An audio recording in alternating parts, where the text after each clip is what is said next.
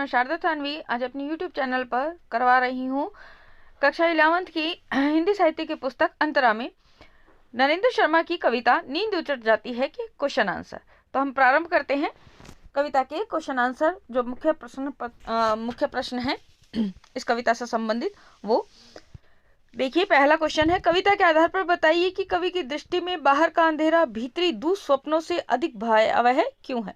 इसका उत्तर, कवि की दृष्टि में बाहर का अंधेरा भीतरी दुःस्वप्नों से अधिक भयावह इसलिए लगता है कि उसने अज्ञात भय की आशंका होती है तथा निराशा के कारण मन में अनेक दुश्चिंताएं उभरने लगती हैं।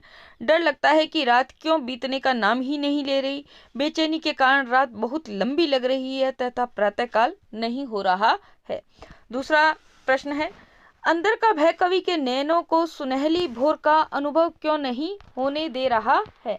इसका उत्तर, अंदर का भय कवि के नयनों को सुनहली भोर का अनुभव इसलिए नहीं होने दे रहा है कि सामाजिक जीवन में व्याप्त अज्ञान, निराशा, अव्यवस्था आदि को लेकर कवि के मन में व्याकुलता एवं दुश्चिंता है। इसी भय के कारण आशावादी सुबह उसकी आंखों के पास तक नहीं फटक पाती है। कवि की आंखें जिस सुखद आशा रूपी प्रातःकाल की प्रतीक्षा करती हैं, वह क्षण निराशा के कारण निकट नहीं आ पाता है। तीसरा प्रश्न, कवि को किस प्रकार की आस रात भर भटकाती है और क्यों।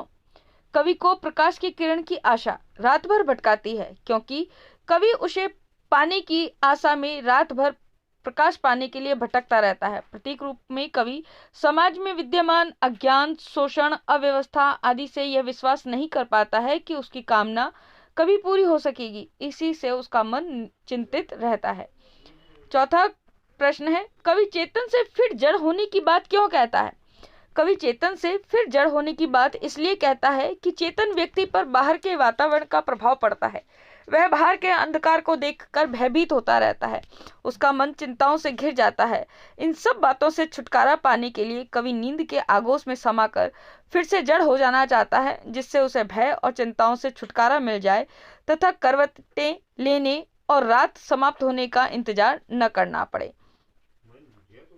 प्रश्न है पांचवा, अंधकार भरी धरती पर ज्योति चकफेरी क्यों देती है, स्पष्ट कीजिए। इसका उत्तर, मानवतावादी लोग समाज से अज्ञान, भय, अव्यवस्था, निराशा आदि सभी बुरी स्थितियों को दूर करना चाहते हैं, परंतु वे उसमें सफल नहीं हो पाते हैं।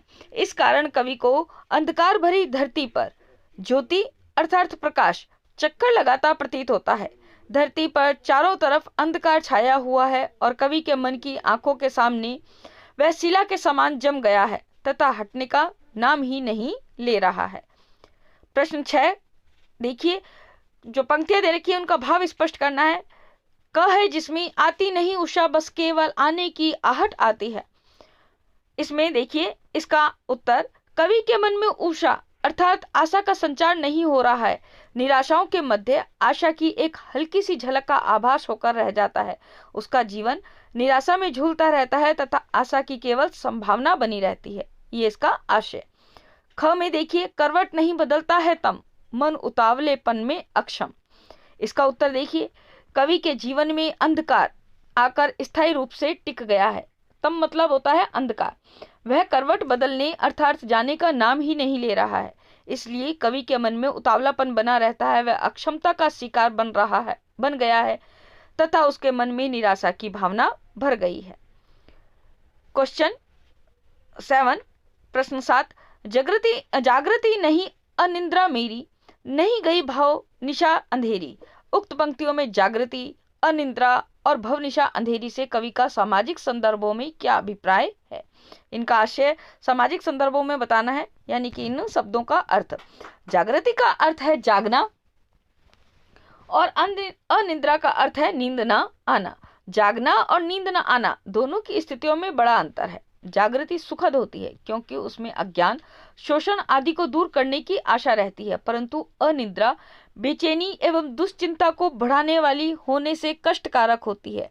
जागृति आशावादी है तो अनिद्रा निराशावादी। भवनिशा अंधेरी से कवि का तात्पर्य यह है कि संसार में सर्वत्र निराशा एवं